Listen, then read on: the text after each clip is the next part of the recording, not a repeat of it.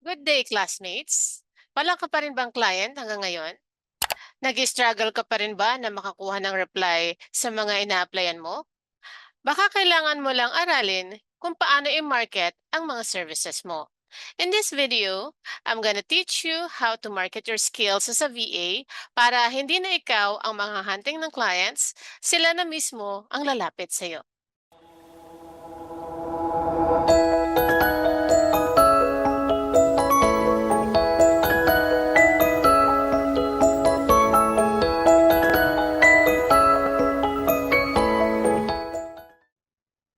By the way, kung bago ka lang sa channel na to, I am Coach Maya and I've been freelancing for 13 years now. Right now, ang ino-offer kong services ay web development, content writing, and then ebook design. So let's proceed to our topic for today, which is marketing your VA business. As a virtual assistant, pwede tayong mag-function as an employee or as a business. Right now, ang itatakal natin ay how to perform as a business and ang mga benefits nito. So, paano ba natin masasabi na nagra-run as a business ang isang virtual assistant? So, ang virtual assistant operates as an independent contractor or freelancer. Usually, nag-offer sila ng services to multiple clients, nagsiset ng rates, and nagmamanage ng kanilang own schedule. In addition, ang VA na yon ay responsible din sa pag-file ng kanilang taxes, pag-handle ng business expenses, and other admin tasks like marketing and finding clients. So ito yung mga benefits ng pag-function as a business pag ikaw ay isang virtual assistant. So number one, syempre yung flexibility. Pwede kang mag-set ng sarili mong work hours. So, mas magiging flexible na schedule mo. Hindi mo na kailangang mag-follow dun sa 9 to 5 or dun sa schedule na sinet ng client mo. So, depende sa iyong lifestyle. Pwede mo siyang iset and pwedeng i-prioritize mo yung commitments mo according to your desired work schedule. Okay? And then the next one naman ay you can work from any location as long as there is internet access. So, pwede kang mag-travel, pwede kang mag-work from home, syempre dahil ikaw rin magsaset kung saan mo gustong mag-work. And then next, yung full control syempre dahil ikaw ang makakapili ng services na i-offer mo and ikaw rin makakapili ng mga clients na gusto mong offeran ng mga services. Makakapili ka kung sino ang gusto mong makatrabaho, especially yung mga clients na nag-align with your skills and business goals. The fourth benefit is mas maraming opportunities ang nagpo-function as a VA business. So, pag ikaw ay isang VA business, magkakaroon ka ng sense of entrepreneurship and opportunity na mag-build ng sarili mong brand, mag-expand ng iyong mga services, and hopefully, mag-grow ito into a larger enterprise in the future. Another benefit is pwede kang makipag-work with multiple clients na galing sa iba't ibang industries, so ma-expose ka sa different industries and projects kapag ikaw ay nag-function as a business. And then syempre dahil nasa atin yung full control and then flexible yung ating work schedule, you'll have more independence and ikaw yung gagawa ng mga own decisions mo dahil sarili mo nga siyang business and ikaw ang magsaset ng direction kung saan mo kung ano yung path na gusto mong tahakin as you grow your VA business.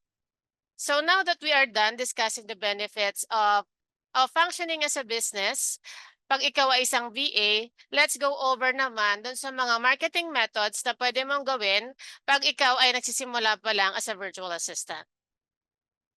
So ito yung summary ng ating mga marketing strategies. So meron tayo ditong identifying your niche, building your brand, establishing online presence, using social media, networking and collaboration, offering free trials and discounts, collecting testimonials, and using paid ads. So as we go over dito sa ating presentation, i-describe natin yan along with the step-by-step kung paano gawin yung bawat isa dito sa mga marketing strategies na ito. So I hope you finish this video kasi marami kayong matututunan dito in terms of marketing your VA services. So ang first natin is identifying your niche. So kung hindi pa kayo familiar sa term na niche, yan yung skills or expertise na i-offer natin sa clients. And doon tayo mag-specialize dahil pagka nag-specialize tayo, mas makakakuha tayo ng magagandang opportunities and mas makaka-offer tayo ng higher rates. Okay? So, para ma-identify natin yung needs, kailangan nating i-consider yung ating skills and expertise and then mag-research tayo kung anong services yung mga merong high demand. So, for example, pwede mo tanongin sa sarili mo, are you experienced in social media management, data entry, customer service, or another specialized area? So, mula dito sa tanong na to, makakapili ka ng niche na nag-a-align sa mga strengths mo and dapat mataas din yung market demand niya para ma-meet yung mga demands na yon ng mga clients. So, ito yung step by step para ma-identify natin yung niche natin as a VA. So, una, list mo muna yung mga professional skills, expertise, and any specialized knowledge na meron ka. And then consider mo rin yung interest mo. For example, mahilig ka mag-drawing, so ilist mo rin yun. And then second step, identify natin yung mga problems na kaya mong isolve for clients. So consider mo kung paano yung skills na yun or yung expertise mo ay makakatulong sa mga needs ng mga client. So number 3, i-research naman natin yung market demand ng specific niche na naiisip mo. So, para magawa natin yan, kailangan natin ng online tools like Google Trends and LinkedIn para ma-identify natin yung mga popular services ngayon. Pwede ka rin magtingin-tingin sa mga job boards like sa LinkedIn, sa onlinejobs.ph or upwork.com. And then makikita mo doon kung ano yung mga skills na maraming nag-hire na clients. And then lastly, syempre, kailangan nating i-determine yung type of clients na gusto nating makatrabaho. Para magawa natin yan, i-consider natin kung anong industry, size of business, location, and then specific needs yung gusto nating provide ng services para ma-determine natin kung ano exactly yung industry na gusto nating tulungan. So after identifying your niche, dito naman tayo sa branding.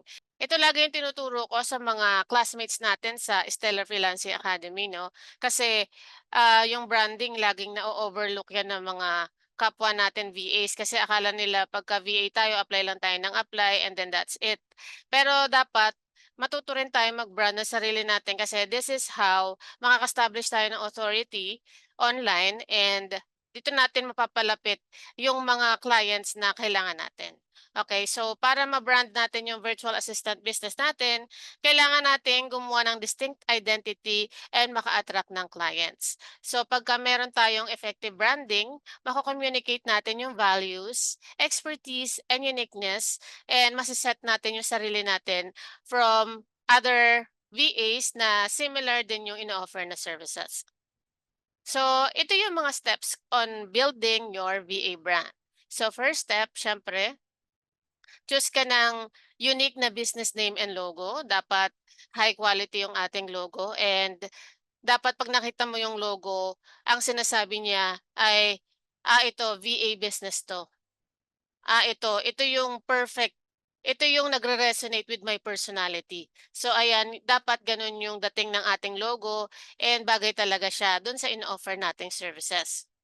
And then next step, kailangan natin gumawa ng tagline din and slogan. So kasama kasi yan sa pag-build ng ating identity, no? So kung marunong kayo mag-ChatGPT, you can always seek help. Magtanong lang kayo kay ChatGPT kung anong magandang slogan for AVA business. And then third step, kung marunong na kayo, build lang kayo ng professional website. So para makabuild tayo ng professional website, kailangan natin ng mga CMS or content management systems including WordPress, Wix, and Squarespace. Ngayon, kung wala pa kayong budget, pwede kayong gumawa ng free WordPress site or pwede kayong gumawa ng free website sa Wix. And then yung susunod nating step ay mag-implement ng consistent visual identity. So, 'pag nakagawa na tayo ng branding kit natin na merong business logo, tagline, slogan, and then siyempre dapat may colors dun and typography. Yoon, dapat yun lang lagi yung i-a-apply natin na visual identity all throughout our marketing materials. Kasi this is for the sake of consistency and then para magkaroon tayo ng distinct identity katulad ng sinasabi ko kanina, kailangan yung identity natin 'pag nakita tayo, halimbawa yung logo natin, makita tayo ng mga prospective client natin dapat 'pag nakita yung logo natin, tayo agad yung maiisip. So, para magawa natin yung kailangan yun at yun lagi yung i-a-apply natin na branding sa lahat ng, kung saan tayo puwedeng makita ng mga clients including sa website, sa social media, sa LinkedIn, and, everywhere else, okay.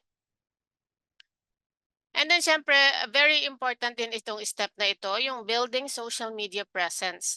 So paano tayo makaka-build ng social media presence? Gawa tayo ng business pages sa Facebook, Instagram, and LinkedIn. Yan yung tatlong platforms na I think bagay sa VA business. Pero kung gusto nyo na mag-explore pa ng other platforms, okay lang naman din yun. Pero mas okay kasi na mag-concentrate tayo sa mas konti lang na social media channels, yung sa tingin natin yung pinakamaraming, target audience na makaka-encounter sa'tin or makaka-collaborate natin, para dun na tayo mag-concentrate ng efforts natin, okay. Tapos lastly, i-tell natin yung story natin pagka meron na tayo siyempre mga platforms, madali na tayong makaka-share ng ating story sa ating mga audience. So, paano ba tayo magse-share ng story? Siyempre, just be yourself. Ikwento mo lang yung story mo kung paano ka nagsimula and then paano mo binild yung sarili mo, paano mo binild yung VA business mo, paano ka nag-upgrade ng skills, and you can start from there. Ayun, so ito yung mga steps natin for branding. Proceed naman tayo sa establishing online presence. So this is about establishing your very own website. So ang step number one natin diyan ay mag-create tayo ng website for your BA business. Dapat yung iyong website ay merong mga pages like about, services, contact, and then testimonials.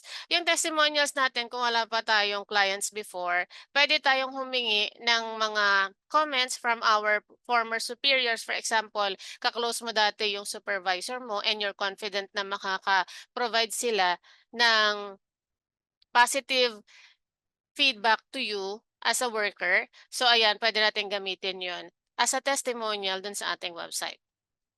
And then, kailangan mag-add tayo ng blog section to our website kasi that's how we can rank sa Google para mapataas natin yung ranking ng ating blog or website doon sa search engine results sa Google or sa Bing. Okay? So, kailangan syempre natin ng content dyan. Pagka hindi pa kayo marunong magsulat or hindi kayo writer, pwede kayong humingi ng tulong kay ChatGPT. Kaya lang, wag din kayo ka-copy and paste, yung basta't kinopy and paste lang tapos di niyo na edit. Kailangan i-edit niyo rin guys. Kailangan lagyan niyo ng sarili niyong personality. Dapat conversational yung tono ng ating mga vlogs para basahin siya and makarelate yung ating target audience. And then lastly, ayun nga, kailangan mag-display tayo ng mga testimonials from clients. However, ayun nga, kung wala pa kayong past clients, I suggest na mag-collect na lang kayo from your former colleagues.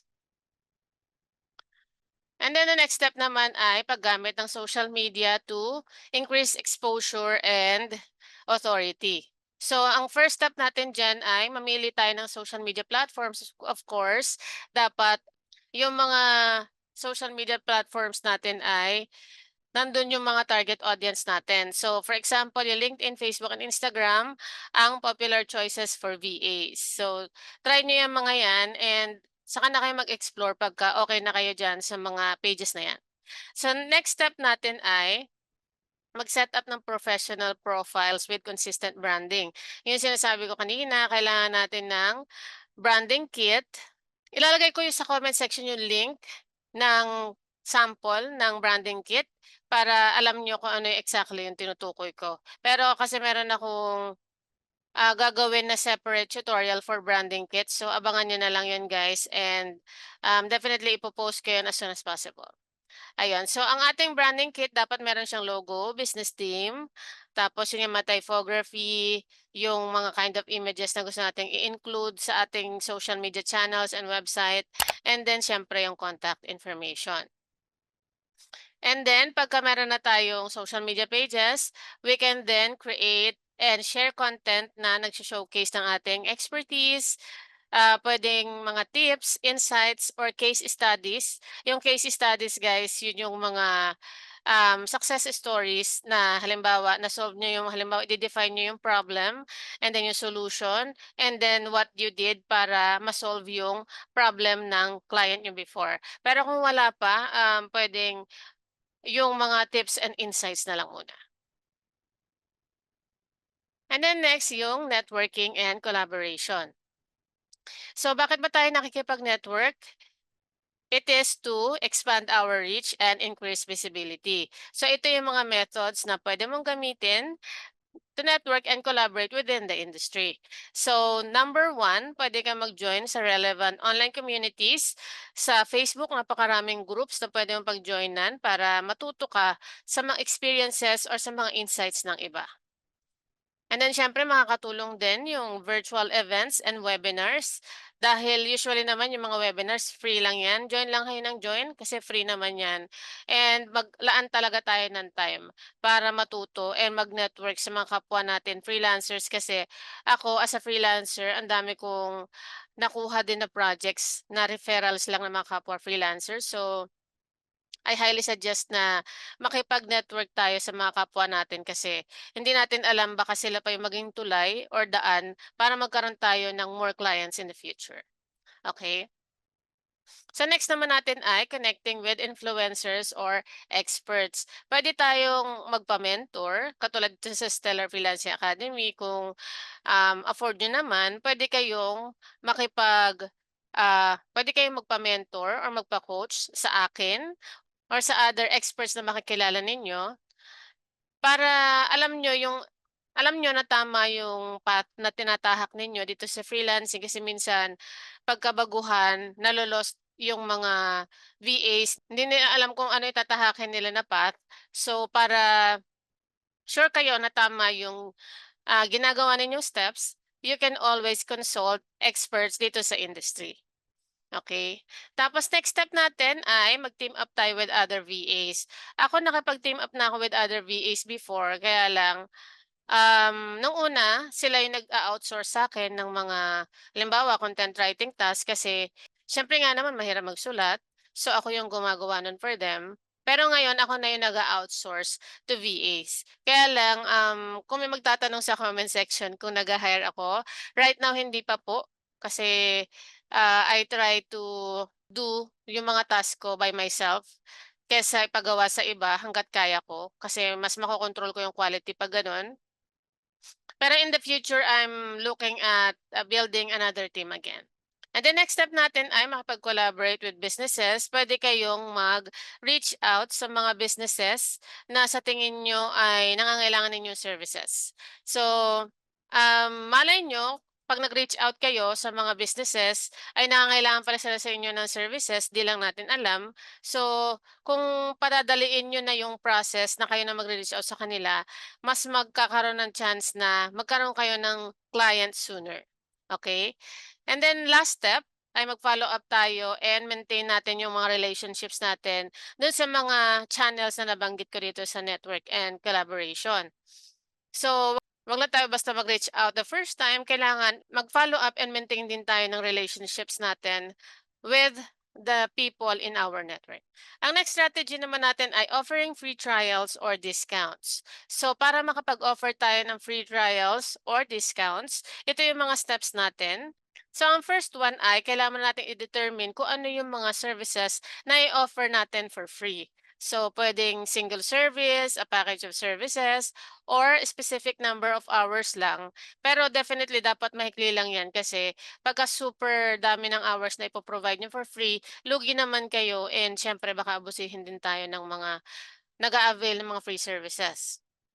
So, After ma-determine mo na kung ano yung mga services na i-offer mo, kailangan i-clearly outline mo yung mga terms and conditions ng iyong free trial or discount.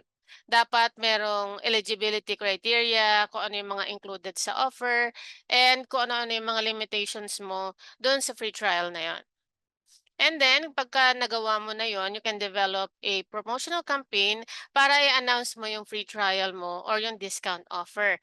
Pwede mong i-post yon sa iyong website, social media pages, pag-email ka sa mga potential clients, or kung ano pa yung mga other channels na pwede mong ma-reach yung iyong target audience. So, ang next strategy naman natin ay collecting testimonials. So, yun yung sinasabi ko kanina, kailangan kasi yung testimonials na yan para mapatunayan natin na meron tayong skills and expertise para i-provide yung mga services na yon.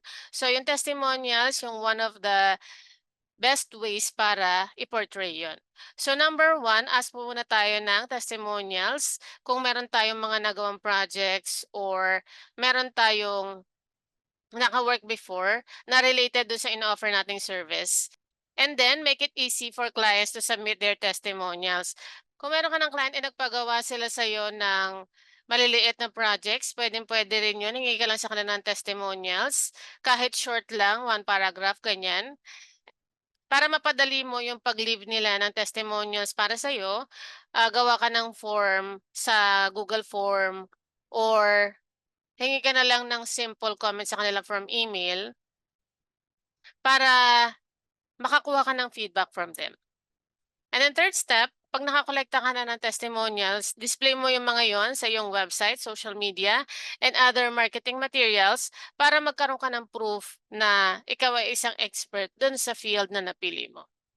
Hindi man ito yung usual na ginagawa ng ating mga fellow VAs, isa ito sa mga good strategy na pwede nating i-apply kung talagang wala tayong makita na clients on our own or organically, pwede tayong gumamit ng paid ads. So, ang paid advertising can be an effective strategy para maka-reach tayo ng larger audience, mag-attract ng new clients, and mag-grow ng business. So, ito yung mga steps para makagamit tayo ng paid ads for marketing. So, first one, kailangan mamili tayo ng platforms na nag-align with your target audience. Kailangan alam mo na nandun sila. Mga example nito ay Google Ads, FB Ads, and LinkedIn Ads. And then second step, kailangan ilagay natin doon yung target audience natin sa Facebook ads. Kailangan ilagay mo doon yung age, gender, location, industry, and interest. So makikita nyo doon pag nag-set up kayo ng Facebook ads ay meron tayong field doon na i-define natin yung target audience natin. Tapos ang next step natin ay pag-determine ng budget based on your goals and expected return on investment. So, ang daily budget ko for ads ay 500 pesos.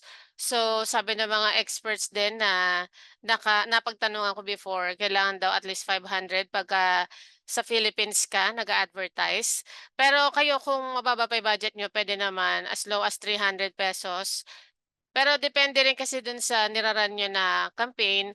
Kung sales campaign, definitely mas mataas yung ano niyan, cost niyan. Pero pagka traffic lang naman yung niraran nyo na campaign, mas mababa yung magiging few pesos na lang yon. So, consider nyo rin yun when running your campaigns. And then last step natin, utilize lang yung targeting features ng chosen platform natin, for example, Facebook, para maka-reach ng specific audience segments.